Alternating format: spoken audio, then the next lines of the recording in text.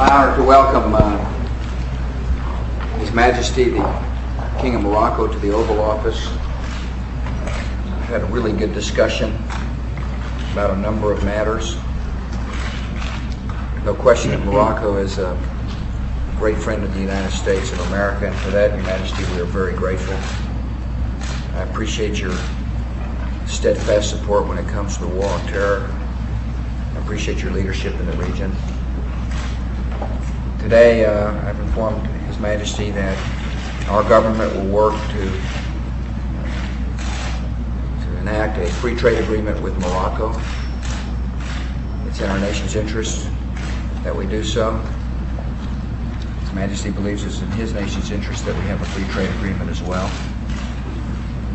To this end, it's very important that the United States Senate act on free trade to give me the trade promotion authority, as well as to work on the extension of the Indian Trade Preference Act. Trade is an important part of good foreign policy. It's an important part of making sure Americans can find jobs, and the Senate needs to act, and needs to act now. We will continue our discussions over lunch. Look forward to those discussions. His Majesty brings a lot of knowledge, a lot of vision, and it's my honor to welcome him here to the Oval Office, Your Majesty. Well, as I told you, I will ask Mr. Ben Issa to translate. Sure. It will be easier for me and safer for you. Si Ben Issa vous remerciera encore, comme je l'ai déjà dit tout à l'heure, Monsieur le Président des États-Unis, pour les paroles qui m'honorent, mais qui honorent aussi ma famille ainsi que tout le peuple marocain.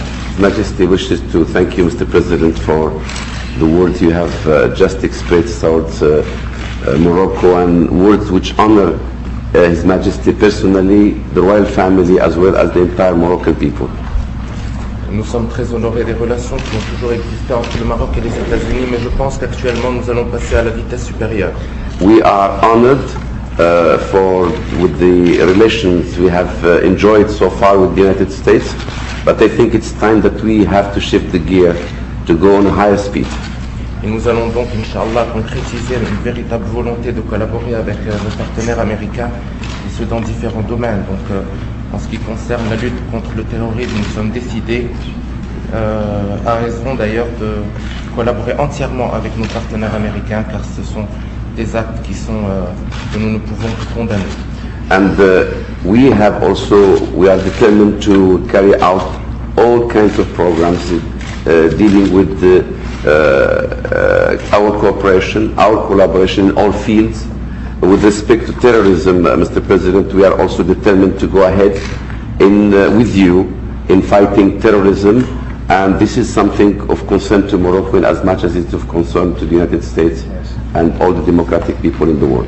En ce qui concerne donc la zone de libre-échange entre le Maroc et les États-Unis, je sais que ça faisait partie des priorités de Monsieur le Président et des miennes aussi. Donc je remercie le Président et toute l'administration américaine d'avoir fait en sorte de concrétiser cet accord. J'ai eu l'occasion de rencontrer Monsieur Zelik plusieurs fois, dont hier, et je pense que les choses vont avancer assez rapidement. Et je vais rencontrer donc des responsables américains qui s'occupent justement de ce volet afin de pouvoir le concrétiser le plus rapidement possible. With respect to the free trade zone which you have just announced, Mr. President, I would like to thank you and to tell you how much we appreciate this initiative coming from yourself, Mr. President, and from the United States. We will work closely with your collaborators, in particular Mr. Zodik, who I have met twice, and who will be visiting Morocco together with his colleagues. We will work very closely with them in order to bring about the concretization of this great program of cooperation and friendship between the United States and Morocco. Je tiens aussi à remercier encore une fois Monsieur le Président pour tout ce qu'il fait pour le Maroc, mais aussi pour le maintien de la paix et de la sécurité dans le monde. Je tiens aussi à remercier Monsieur le Secrétaire d'État, Monsieur Colin Powell, pour tout ce qu'il a fait pour essayer de ramener le calme et la tranquillité dans la région, en espérant qu'il n'a pas été trop traumatisé par mon accueil au Maroc lorsqu'on a fait à Agadir la dernière. His Majesty wishes, Mr. President, to praise the efforts you personally make and your administration to promote peace and understanding in the world. He wishes also to thank and to praise Mr. Secretary of State Colin Powell for what he has done so far, and especially the effort he just deployed lately and the visit in the region, of which we can beginning to see the results. And His Majesty wishes that the Secretary of State would have recovered by now from the trauma he has had when he first met with His Majesty in Agadir. Et je tiens à remercier aussi Madame Tutwiler pour l'excellent travail qu'elle fait depuis son arrivée au Maroc. And I would like to thank also Mrs. Tutwiler for the excellent work she has been doing since she arrived to Morocco.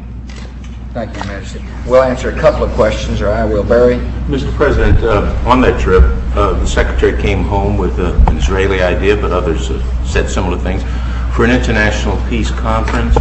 And since he's been home, the White House reaction seems to be a little lukewarm. Is that something you think is a viable idea, a foreign ministers' conference, perhaps? Well, what's first important to know that our government means what we say, and we said that that the only way for there to be lasting peace is for there to be two states living side by side at peace with each other. And secondly, that in order to achieve that vision, all parties have responsibilities. The Arab world has responsibilities, and we will work with them to delineate those responsibilities and to encourage them to accept those responsibilities. Mr. Arafat has got responsibilities, and that is not only to renounce terrorism, but to fight terror. Mr. Sharon has got responsibilities, and that is to continue his withdrawal. There is a strategy in place. We're analyzing all options to help achieve this vision, and I look forward to visiting with His Majesty about ideas such as a conference. The key is, however, for the leaders of the world to work toward that vision by assuming, accepting, and acting on the responsibilities necessary to achieve peace. Holland, you here? Who? Oh, there he is. David, I'm sorry. Mr. President, I've heard of you before. are you concerned that the long hours and the pressure of working in this building will drive away more people like Karen Hughes? And would you be here without her? Well, first of all, Your Majesty, one of my close friends and advisor has informed the White House today that she's moving back to Texas. And the reason why is because her husband and son will be happier in Texas, and she had put her family ahead of her service to my government. And I am extremely grateful for that approach and that priority. And Karen Hughes will be changing her address, but she will still be in my inner circle.